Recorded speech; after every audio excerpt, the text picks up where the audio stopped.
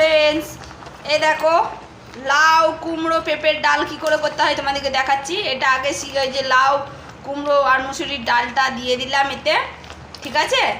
তো এই যে সিদ্ধ সিদ্ধ হয়ে গেছে, এরপর আমি এতে দিয়ে দেব হলুদ।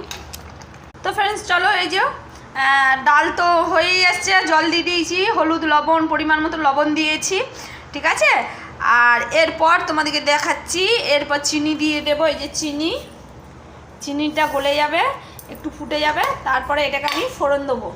তো এই যে ফুটছে, এবার আমি এটাকে ঢেলে নেব। এই যে একটা জায়গায় ঢেলে নিয়ে কড়াইটা ফ্রেন্ডস, এই যে কড়াইতে আমি তেল দিয়ে দিয়েছি। এরপরে আমি এতে দিয়ে দেবো শুকনো, এই যে শুকনো লঙ্কা দিয়ে দিয়েছি, লঙ্কাটা একটু লঙ্কাটা খড়িয়ে গেছে, আমি এতে দিয়ে দেবো 5 ফোড়ন। 5 ফোড়নটা হয়ে যাবে, 5 ফোড়নটা হয়ে গেছে, আমি দিয়ে দেবো ডাল। এই যে আমার রান্না কমপ্লিট। তোমাদের কেমন